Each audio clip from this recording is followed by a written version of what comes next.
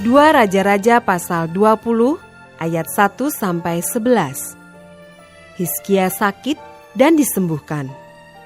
Pada hari-hari itu, Hizkia jatuh sakit dan hampir mati.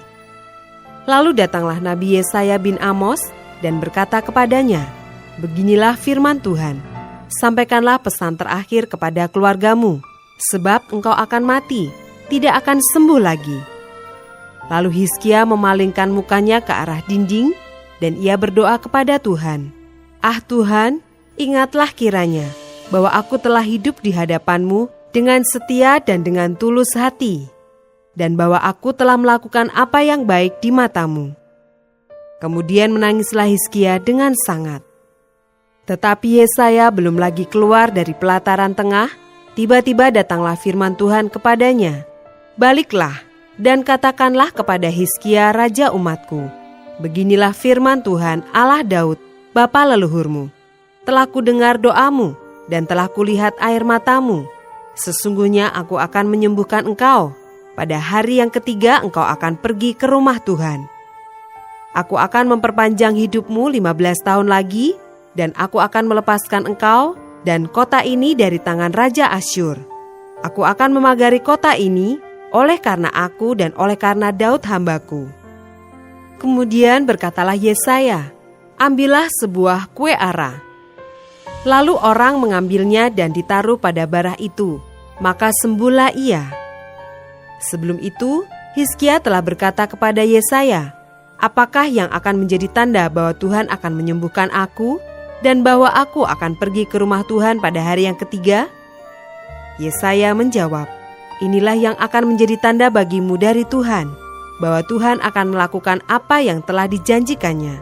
Akan majukah bayang-bayang itu 10 tapak, atau akan mundur 10 tapak?"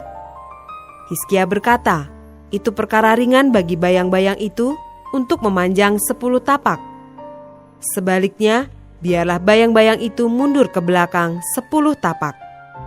Lalu berserulah Nabi Yesaya kepada Tuhan. Maka dibuatnyalah bayang-bayang itu mundur ke belakang 10 tapak, yang sudah dijalani bayang-bayang itu pada penunjuk matahari buatan Ahaz.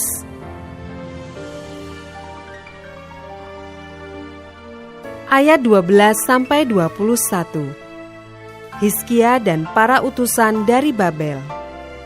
Pada waktu itu, Merodak Baladan bin Baladan, Raja Babel, menyuruh orang membawa surat dan pemberian kepada Hizkia, sebab telah didengarnya bahwa Hizkia sakit tadinya.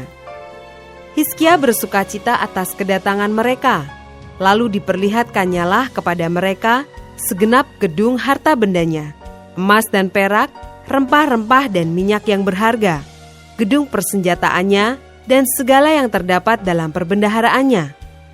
Tidak ada barang yang tidak diperlihatkan Hizkia kepada mereka di istananya dan di seluruh daerah kekuasaannya.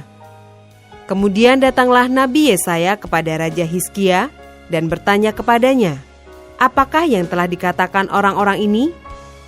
Dan dari manakah mereka datang?"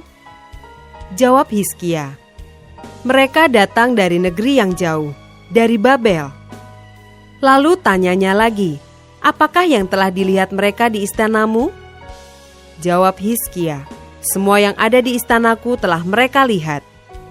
Tidak ada barang yang tidak kuperlihatkan kepada mereka di perbendaharaanku." Lalu Yesaya berkata kepada Hizkia, "Dengarkanlah firman Tuhan. Sesungguhnya suatu masa akan datang, bahwa segala yang ada dalam istanamu dan yang disimpan oleh nenek moyangmu sampai hari ini akan diangkut ke Babel. Tidak ada barang yang akan ditinggalkan. Demikianlah firman Tuhan. Dan dari keturunanmu yang akan kau peroleh akan diambil orang untuk menjadi sida-sida di istana Raja Babel."